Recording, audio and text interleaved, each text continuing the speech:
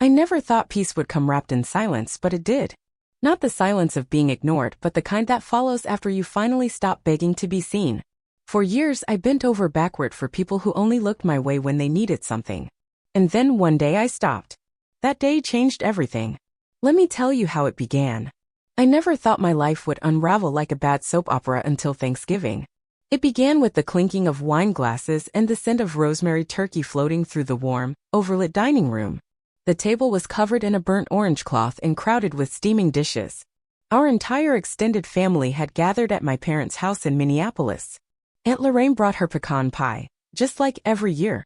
My cousin Brent was holding court at the head of the table, tossing out jokes louder than the football game playing in the background. And me? I sat quietly as always. No one asked if I needed help with the food. No one asked how my job was going. They never really asked anything. I was cutting up mashed potatoes for my niece, Sophie, when two words cut through the room like broken glass. Before anyone carved the turkey, my younger sister Serena stood up. Her voice rang out sharp and rehearsed, "I have something to say." Her hair was curled to perfection, her lipstick a harsh crimson. She wore a tailored cream sweater and that smug, controlled expression that made her look like she was auditioning for some twisted Hallmark movie. The room fell silent. Forks hovered midair. "I think we all deserve a little honesty this year," she began, scanning the table like a politician before a press conference. "Last week we had a vote." A slow, knowing look passed between her and my mother. My father cleared his throat. The tension in my chest was so tight I could hardly breathe. Serena looked straight at me. "Mira," she said sweetly, "we've decided. You're no longer part of this family." Everything froze. At first I thought I'd misheard her. But then it happened, the worst thing imaginable. Applause. Real applause. Aunt Lorraine whistled like she was at a concert. Brent raised his glass in some twisted toast. And my own mother? She let out a bark of laughter, waving her hand like Serena had just delivered the line of the night. "Finally, someone said it," she chuckled, completely at ease. I turned to my father. He didn't meet my eyes. He just shook his head gently and muttered, "Maybe it's for the best." I sat frozen in place, my fingers curling tightly around the edge of the tablecloth. The turkey on my plate was still steaming, but I felt ice cold inside. My throat wasn't tight from grief, it was fury. Fury I had swallowed for years. I stood slowly in the smug silence that blanketed the room. "You actually planned this?" My voice was low, almost too calm. Serena smirked. "You've always been the problem, Mira. Always so superior. So distant. Like we weren't good enough for you." No one came to my defense. Not one person. I reached down and picked up my purse. "Well," I said, my voice steady, "I guess if I'm not family anymore, these won't be necessary." I pulled out a thick folder and placed it in the center of the table. The soft thud it made was small, but it cut through the air like a blade. Serena's face twitched. "What is that? Why don't you take a look?" I crossed my arms and watched. She opened the folder. The moment her eyes hit the first page, her face changed, smile gone, blood drained. Her hand shook as she flipped to the next document. Then she shrieked. A sharp, jagged sound that sent Sophie into sobs. The room erupted into chaos. Her husband, Marcus, snatched the folder. He scanned the pages quickly, his face paling by the second. "What is this?" he asked. "Is this real?" I nodded, calm as ever. Every single transfer. Every text. Every lie. The room fell silent again. Serena stood paralyzed, staring at the evidence of everything she'd done. The only sounds were Sophie's whimpering and the ticking of the antique clock in the hall. How did you get all of this?" Serena's voice cracked. I took a step closer. "Because I knew one day you'd do something you couldn't take back." Is this real?" Marcus's voice was barely above a whisper as he stared at the pages. I nodded. "Every dollar. Every message. Every lie you were never supposed to find out." The holiday table no longer felt like a place for a meal, it was a courtroom now. The dishes sat untouched, steam still rising from them, but the air was thick with shock. Serena stood motionless, her hands still hovering above the papers she had dropped. Some fluttered to the floor, scattered like broken promises. No one dared to speak. The only sounds were the soft creak of the floor vent and the faint whimper of Sophie in Aunt Lorraine's lap. "How did you even get all of this?" Serena's voice finally broke, thin and brittle. I stepped forward, my tone calm and unwavering. "Because I've been documenting everything for years. I had a feeling this day would come, the day you'd finally try to erase me." Marcus picked up one of the sheets and held it up. It was a screenshot of a $2,800 transfer from my account directly into one under Serena's name, dated the same week she sobbed to Marcus that they'd fallen behind on rent due to his job loss. He turned to her slowly. "You told me we were down to our last $200. She opened her mouth but no explanation came. I didn't give her a chance to regroup. I pulled out a second set of neatly printed documents from my bag and slid them across the table toward my father. "These are yours." He looked down, confused at first. Then recognition crept over his features as he scanned the itemized bills, medications, ambulance charges, rehab sessions, all paid from my account after his accident last winter. His expression didn't change much, but his hand gripped the edge of the paper like it was keeping him grounded. Then I turned to my mother. "And this one's yours. March 12th, $200 wired to your account when you said you were drowning in fraud charges." Her mouth tightened. "Mira, why are you dredging all of this up? That money was given in love. That's what families do." I held her gaze. "Love? You call what you all did today love?" I looked around the table.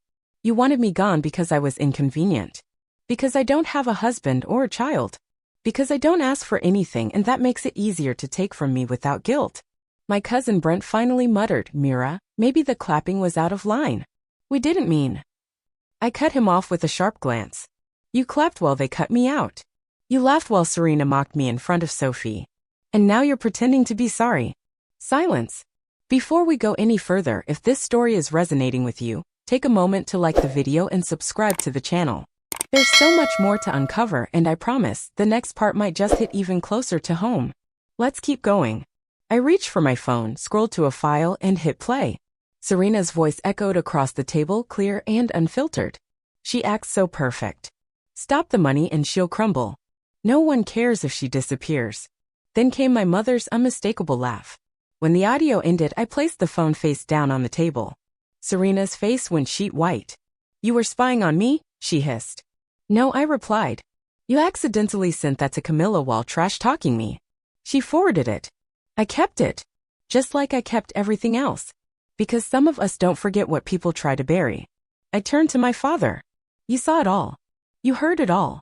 And still you said nothing." He didn't look up. His eyes stayed fixed on his water glass, his silence as loud as any confession. Serena scoffed and crossed her arms, but her voice shook. "You're terrifying, Mira. Who even keeps this kind of stuff? It's like you're some obsessive control freak." I stepped closer, keeping my voice low but firm. "No. I'm someone who's been betrayed enough times to know that people rewrite history when you don't keep the receipts." Marcus flipped to the last page, a neat summary broken down by date, name, and amount. His brows furrowed as he whispered, "Over 81,000? I nodded. "Over 5 years. That's everything I gave, to help, to save, to support. Not once did I ask for anything in return. But I kept records because I had a feeling one day I'd need to prove that I mattered." I picked up my coat from the back of my chair and slid it on slowly. The room was frozen. Even the heat from the oven couldn't touch the chill in the air now. "I didn't ruin your dinner," I said evenly. "I just came with something you all have spent years avoiding, the truth." I stepped toward the door, almost made it out when Marcus called after me. "Mira, wait, what about all of this? Is it really real?" I paused, hand on the knob, and let the silence hang. "You want details?" I turned back, walked calmly to the table and took the folder from his hands. "Then let me break it down." I opened the folder again, flipping slowly through each page. $9,000 for Serena and you to open that salon that barely lasted a season. $5,600 for Dad's replacement car after the old one died, even though I offered to help him find a better deal. He didn't want help, just money. I turned the next page. $3,200 for Mom, claiming credit card fraud. And 2 days later she was posting selfies from a spa retreat in Lake Tahoe. My mother flinched but didn't say a word. Brent? $1,800 for that third attempt at the accounting certification. He dropped his gaze to his lap. And here, I said, tapping another line, $11,400 in out-of-pocket bills for Sophie's treatment. Because Marcus said the insurance was on hold. Turns out you just missed the renewal notice. Marcus turned red and shifted in his seat. I turned the page again, this time to screenshots of group messages. Serena's name in bold. Her message to our cousin Camilla. "Mira's like a walking ATM. No husband, no kids, no real life. She just throws money around so she doesn't feel like a failure." I met Serena's gaze. You sent that to someone who borrowed $2,000 from me for grad school. She forwarded it. The room went still. The ceiling light above the table flickered, casting a strange glow like even the house couldn't stomach what was being said. Dad, I said quietly, turning back to him. Do you remember calling me in April? You said Mom needed an urgent heart scan and didn't want to stress anyone else. He gave a slight nod. I reached into my bag again and placed a hotel invoice beside his plate. She was checked in at the Faircrest Resort that weekend. Full wellness package. Paid in full with the money I wired. My mother opened her mouth, but no sound came. This wasn't about revenge. It was revelation and finally accountability. At the exact time you said it was for medical tests, I continued, sliding another invoice across the table. You were at the North Shore Haven, enjoying a full 3-night spa retreat. Same account I wired the money to. My mother pushed back from her chair, voice rising. You're twisting things, Mira. I was overwhelmed. I needed time to breathe. I needed to feel like a person again. I nodded slowly. I understand needing dignity. I just wish that understanding had gone both ways. I flipped to the final page of the folder. It was a clean table, columns for names, amounts, dates, reasons, and repayment status. The last column, repaid, was filled with a uniform, unchanging word, no. I didn't raise my voice. I didn't cry. I simply stood in front of people who had once claimed to love me and watched them finally confront the reality they had so comfortably ignored. You always called me cold, I said evenly. But it was me keeping everything running quietly, without applause, while the rest of you added pressure and judgment. I carried this family financially, emotionally, and no one ever asked if I was okay. Serena narrowed her eyes. So you kept all of this to throw it in our faces? That's what this is, right? Some twisted revenge plan. No, I replied. I kept it because part of me prayed that one day someone would see the full picture. That someone would realize love isn't proven through money. It's proven through presence. Through decency. I looked around the table. But today, when you all proudly exiled me from my own family, I understood something. That hope? It's gone. Marcus looked away from Serena for the first time and turned toward me, his expression conflicted. Thank you, Mira, he said quietly, for laying it all out. For not just walking away silently. You helped me see clearly. I nodded and folded the documents neatly, tucking them back into my bag. And now I've made my decision too. My mother's voice trembled. Mira, please. You can't just walk away like this. I paused at the door. I'm not doing anything dramatic. I'm just done allowing people to hurt me and call it love. Marcus remained seated, eyes on a page still folded in his hand.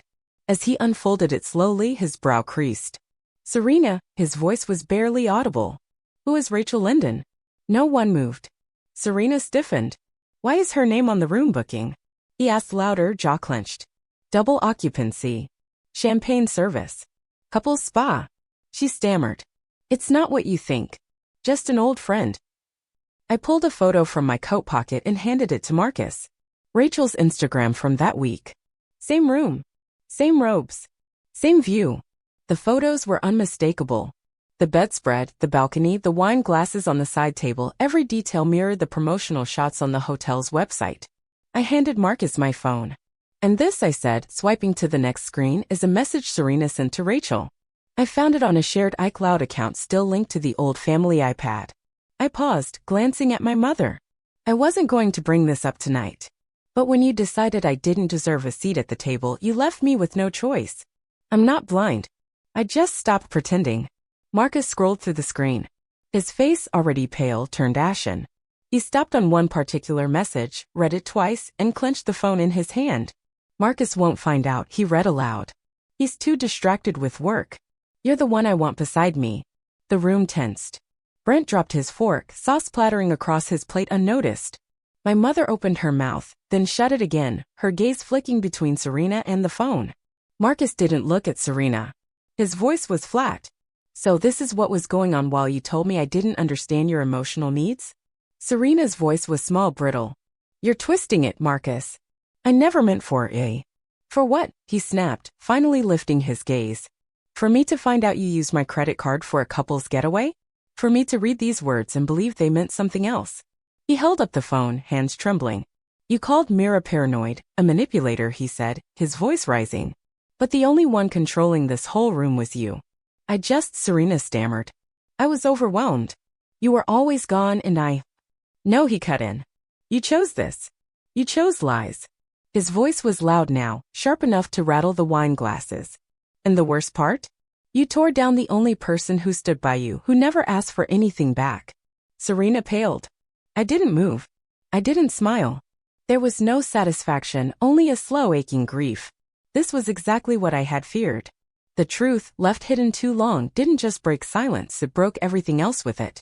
My mother stepped forward toward Marcus, her voice unsteady. Maybe this wasn't the time to bring that up. I turned to her, calm but unwavering. And laughing when they cut me out of the family? That was appropriate. She hesitated, then stammered. Everyone was stressed. It was a lotta. And I was never allowed to react, I said. I gave quietly, listened quietly, suffered quietly. But the moment I finally speak, I'm labeled the problem. My father remained mute. He always did. Not once did he stand up for me, not even with a glance. Marcus sank into his chair, rubbing his temples. I honestly don't know who I can believe anymore. I softened just a bit. Then start with yourself. That's what I had to do. This time, the silence wasn't chilly or smug. It was stunned. Shaken. Real. Serena turned to me, eyes burning. You just wanted this family to fall apart, didn't you? I shook my head slowly. No. I just stopped volunteering to hold it together while it crushed me. I headed toward the door. No one moved to stop me. Behind me, Marcus's voice rang out again, quiet but weighted. Serena, what about the apartment in Chicago? I didn't need to hear her excuse. At that point, it didn't matter. They were the ones who had to sit in the mess they'd buried under years of manipulation, entitlement, and silence. They had voted me out. Now they'd have to live without what they'd taken for granted. I didn't look back. My hand touched the doorknob, ready to leave for good. But something made me pause. It wasn't hesitation. It wasn't regret. It was simply the final step in closing a chapter one should have ended long ago. I reached into my bag and pulled out a large cream-colored envelope. On the corner, in my handwriting, were 4 words. The day has come. I turned and walked back to the table, my face calm, not angry anymore, just certain. And this, I said, placing the envelope in the center of the table, means you'll never need to call, text, or message me for help again. My mother furrowed her brow. Mira, what is this? Marcus reached out and opened the envelope. He pulled out the thick stack of documents and began flipping through them. I watched the shift in his expression as understanding set in. You already filed all of this? He asked, stunned. I nodded. It's done. Every signature, every notarization. I've formally revoked all legal authority that connects me to any of you, financial, medical, emergency contact. It's over. I turned to my mother. I'm no longer the one listed to be called if you're admitted to the hospital. I'm no longer the one financially responsible if something happens to Dad. That responsibility now falls where it always should have, on you. She stood up abruptly, her voice rising. You can't just walk away from your family like this. It's your duty. No, I replied, my voice even. It was my duty back when I still believed I belonged here. But you made it clear. You voted me out. Remember? I'm just honoring your decision. Brent rose from his chair, uneasy. Mira, maybe this is going too far. We all said things we didn't mean. I gave a faint smile. I'm not angry anymore. I'm simply giving you what you've always hinted at, no more attachments. No more expectations. Just freedom. For all of us. I looked at my father, who sat like a statue, his eyes still fixed on the sweating glass of water in front of him. You once told me I was cold. Mechanical. Like I couldn't feel. I took a breath. But did you ever stop to think why I became that way? Because you taught me that the moment I showed weakness, I'd be on my own. So I adapted. He didn't look up. Didn't say a word. Just stared, a hollow, absent, distant. My mother's voice cracked. But you're still my daughter. No matter what's happened. Blood is blood. I met her eyes, steady and unmoved. No, Mom. Family means protection. It means respect. It means showing up, not just when you need a check. Serena finally snapped to life, standing quickly and pointing at me with shaking hands. You always act like you're better than everyone. But this is just you playing God. You like holding the power. I stared back at her, quiet and unwavering. No, Serena. I'm not playing God. I'm reclaiming my life, the part you all thought I didn't deserve to own. Marcus was the one who finally broke the silence, his voice low, as though he was only just realizing the finality of it all. So, from this point forward, you're really done with all of them? I nodded. Legally, emotionally, completely. Without another word, I reached for my coat, slid it on, and made my way back to the door. This time, there were no interruptions. No pleas. No accusations. Just silence. The same silence they used to keep me compliant. But now it was mine, my protection, not their weapon. I opened the door and stepped into the cold Minneapolis air. Early winter had arrived, brisk, biting, honest. The kind of cold that made you breathe deeper just to feel alive. My boots sank slightly into the damp soil of the front yard as I walked away. The old oak tree by the driveway swayed gently in the wind, shedding the last of its brittle leaves. It almost felt like the house itself was exhaling, like it had been holding its breath for too long and now, finally, someone had released it. I got into my car, shut the door, and looked up at the house through the windshield. The place where I had spent countless holidays, birthdays, and guilt-laced weekends. Beautiful from the outside. But the rot ran deep inside. I fastened my seatbelt, started the engine, and drove away. 2 days after Thanksgiving, my phone wouldn't stop buzzing. The first message was from my mother. "You can walk away, but you'll always be my daughter. Don't make this harder than it needs to be. We can fix this if you open your heart." I didn't respond. I didn't delete it either. I left it there, like a specimen on a slide.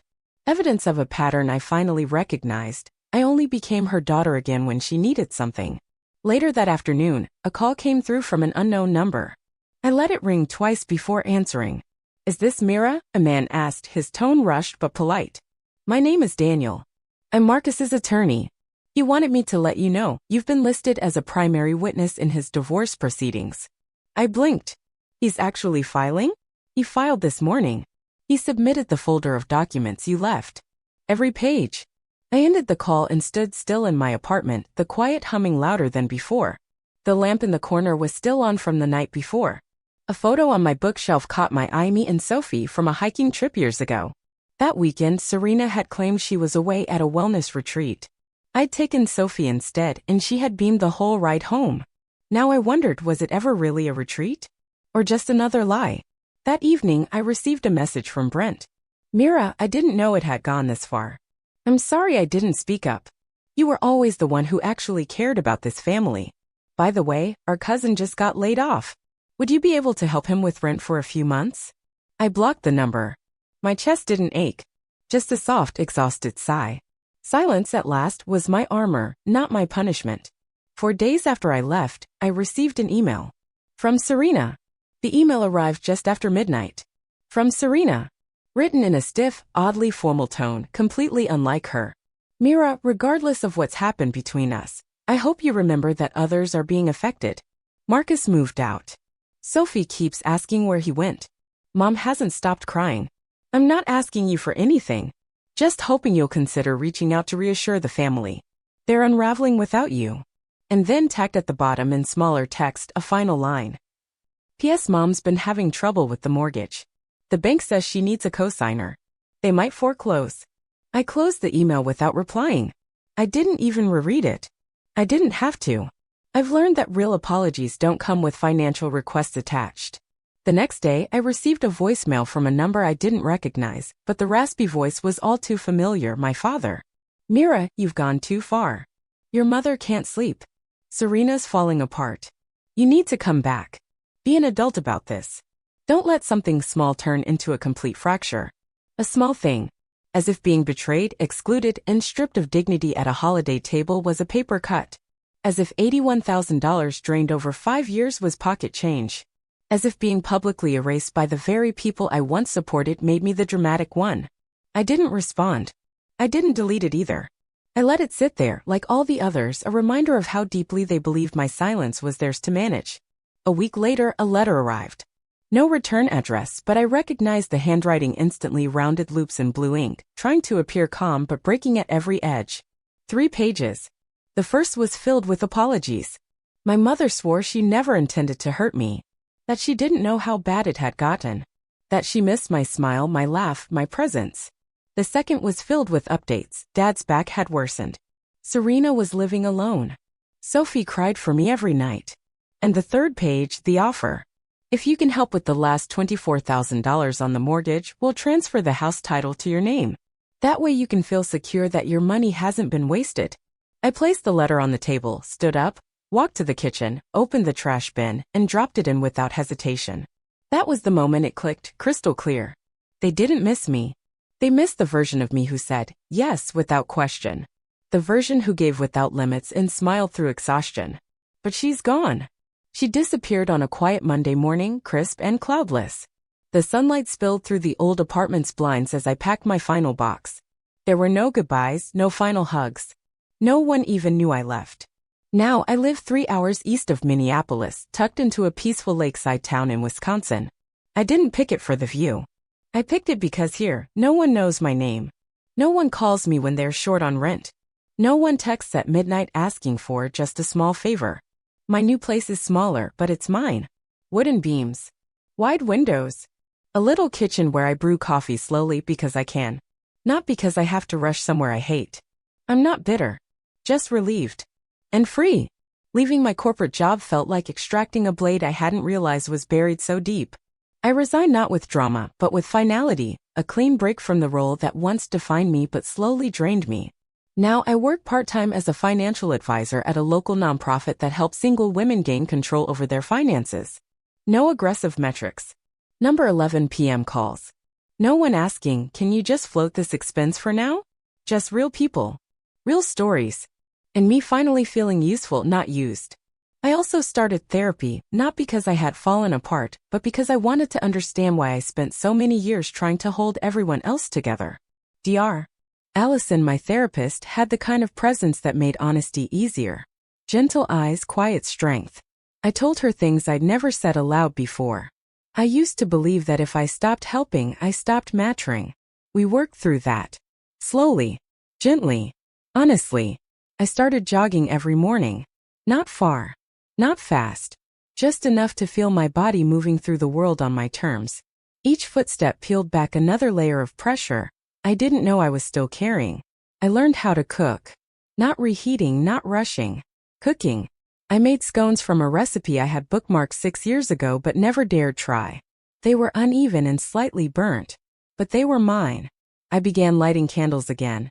Not to mask the stress or stale air of late nights, but because I liked the smell of vanilla and cedarwood in the quiet. One gray afternoon while running errands I bumped into Ava, an old friend from college I hadn't seen in over a decade. She had drifted away during the years I was consumed by family emergencies and guilt. She told me she'd read an article I'd anonymously written online about financial betrayal and healing. She recognized the voice. And the strength. We caught up over tea a few days later. We laughed more than I expected. Laughed until our cheeks hurt. Mira, she said gently as we walked out of the cafe. You're still one of the kindest people I've ever known. But now you finally know who deserves your kindness. That night, I opened my computer and updated my emergency contact list. I removed my mother. Removed Serena. I added Ava. Not because she needed something, but because I knew she'd be there if I ever truly needed someone. One Saturday while rearranging books on my shelf, I came across an old photo me and Sophie, hand in hand, wind in our hair on a hilltop trail. I touched the frame. A tender ache bloomed in my chest. I remembered that little girl so vividly. But her mother? That version of Serena felt like a stranger now. I placed the photo in a wooden keepsake box. Not to forget, but to contain it. It was a memory, not a burden. No more late-night emergencies. No more guilt-wrapped invoices. No more waking up to panic texts disguised as love. And in that growing quiet, I finally heard my own voice again. I hadn't lost my family. I'd lost the illusion of one. Now, I live not to be useful, not to be needed, but simply to be me. And that first Christmas in my new home? There was no tree. No chaos. Just soft snow outside the window, a warm fireplace, and a mug of cocoa in my hands. For the first time in years, I wasn't lonely. I was free. On the morning of December 26th, I found a handwritten envelope in the communal mailbox of my building. No return address, but the soft, looping handwriting was unmistakable. Like an old bruise surfacing beneath pale skin. It was from my mother. I didn't open it. I left it on the table beside the sofa, resting under the amber glow of my reading lamp for 3 days. It sat there like a test I didn't need to pass, but one I watched myself walk through anyway. On New Year's Eve, I finally opened it. Mira, the letter began, syrupy sweet. Christmas wasn't the same without you. Your father said the pie didn't even taste right without your touch. We kept your chair empty, hoping maybe. The second page changed tone abruptly. Serena's not well. Marcus finalized everything with the lawyer. The apartment's under foreclosure review. Sophie's confused, baby. She asks why Aunt Mira disappeared. She thinks it's her fault. The last page dropped the mask entirely. Your father had another scan. The news isn't good. I'm doing my best, but we're behind on the insurance deductible. I hate to ask, but you've always been the strong one in this family. You're the only one who can carry us right now. I folded the pages silently and sat back in my chair, listening to distant fireworks crackling through the frozen stillness outside. In that moment I wasn't angry, just hollowed out by the predictability of it all. On New Year's Day, Brent texted me, "Happy New Year, Mira. I hope you're doing well, really? Just a quick thing, Serena mentioned you might know someone renting out a 2-bedroom? Something affordable? She's going through a lot." I didn't reply. Mid-January, another letter arrived. This time the handwriting was tight and slanted, my father's. "Mira, no greeting, no warmth, just business. We're refinancing the house. Your mother's tried everything, but the bank insists on a cosigner. Just your signature. No money owed. Keeps us all here. Please, don't let resentment make you cut us off completely." At the bottom, scrawled in pencil, "No matter what, you're still blood. Don't let this become irreversible." I folded that one too. Set it beside my mother's. Didn't shred them. Didn't reply. Just let them exist like pressed leaves I'd stopped trying to revive. Then on Valentine's Day, a small box appeared outside my door. No name. Just a familiar scent escaping from the edges of the cardboard. Inside was a candle. My favorite kind. The one I used to burn quietly in my room when I needed a moment of peace. Tucked beside it was a tiny card, written in clumsy, uneven handwriting. "Aunt Mira, I miss the way your room smelled. Do you still use candles? I know you're mad at Mom and Grandma, but I still remember you. I still want your pancakes." I sat frozen, the candle in my lap, the card pressed against my palm. It was Sophie, 8 years old, soft-hearted, unaware of the weight adults placed on her tiny shoulders. I loved her. I had never said it aloud, but I did, with a gentleness I never gave myself. But I also knew, love for a child wasn't a doorway back into a burning house. Every time I'd given love, they turned it into a receipt. Every act of care was stored like a tab, ready to be added up when they were low on cash or high on excuses. They weren't reaching out because they were sorry. They were just short. Short on money. Short on me. The version of me they missed wasn't real. It was a mask I'd worn. One that nodded politely, transferred funds without asking questions, smiled through being called difficult or different. That woman was gone. Not bitter. Not vengeful. Just done. I picked up the candle Sophie had sent, the one that used to bring me peace. I turned it slowly in my hands, remembering her little voice, her laughter. I missed her. But I also knew better now. So I placed the candle back in the box, sealed it, and mailed it to their old address. Tucked inside was a note that said, "I still use candles, but I don't live in the dark anymore." In March, I was watering the plants on my small balcony when a call came in. No name, just a number I didn't recognize. I watched it ring out. Not because I was scared, but because I no longer owed anyone the courtesy of my silence. That afternoon, I walked the familiar path around the edge of Willow Lake. The breeze was cool, and the pale sky was perfectly mirrored in the water. Children ran near the hill, laughing as they chased each other through damp grass. Their joy echoed like a version of childhood I had never been allowed to feel. I found my usual bench beneath a sycamore tree and sat beside an older woman who was knitting a pale yellow scarf. She looked at me with quiet recognition. "I see you here a lot," she said softly. "Looks like you're remembering how to breathe." I laughed lightly. I used to think I was breathing. Turns out I was just holding my breath, trying to be who everyone needed me to be. She nodded slowly. "Then keep breathing, honey. Don't let anyone take that air from you again." We didn't speak after that. We didn't have to. Her kindness settled in my chest like warmth I didn't know I needed.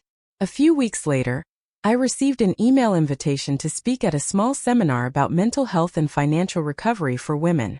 The organizer had read an anonymous essay I'd written months ago, one I assumed had disappeared into the void. But it hadn't. The event was held at a modest library hall. No stage lights. No polished backdrops. Just 30 women, some with tired eyes, others holding babies, all of them carrying stories. I shared mine, the wire transfers, the silence at family dinners, the soft unraveling of a woman who thought love had to be earned with sacrifice. After I spoke, a young woman stood, eyes rimmed with tears. "I thought I was the only one who felt like this," she whispered. "Thank you." I stepped down, hugged her, and for the first time in a long while, I understood what it meant to give without being drained. That night, walking home past the corner bakery, the owner smiled as I approached. "Cinnamon twist, right? One visit." And I was remembered. I picked up a warm slice of pecan maple pie from the bakery, my favorite, and took the long way home, letting the late spring air brush against my cheeks. The street was quiet, lined with blooming dogwoods and the soft hum of acoustic guitar drifting from the cafe patio. When I opened the door to my apartment, the light filtered gently through the linen curtains. I flipped the switch, and instead of stress or tension, the room welcomed me with calm. No phones buzzing with guilt-laced requests. No emails marked urgent from people who hadn't asked how I was in years. Just stillness. Just me. I sat on the floor beside my bookshelf where I had tucked away an old tin box. Inside were the letters, my mother's, my father's, Serena's. I never destroyed them. I kept them not to hold on, but to remind myself why I left. Like fossils from a life I survived. There was a time I thought freedom meant finally being accepted by my family. I've learned since then, real freedom is no longer needing their acceptance at all. I don't live to fix anyone. I live to rest without shame, to laugh without guilt, and to breathe without bracing for abandonment. I don't live to prove I'm good enough. I live because I finally believe I am. And if you ask me if I regret it, I only regret not walking away sooner. Mira's story is a quiet, powerful reminder. Blood alone doesn't make someone your family. Respect does. Love does. Accountability does. Sometimes the most loving thing you can do for yourself is to leave the people who only reach for you when they need something. Mira didn't stop being kind. She started being kind to herself. And the moment she drew the line, she stepped into a life that was finally her own, soft, steady, and unapologetically free. What do you think about Mira's decision? Was it strength or survival? Leave a comment below and follow for more stories that speak to the heart.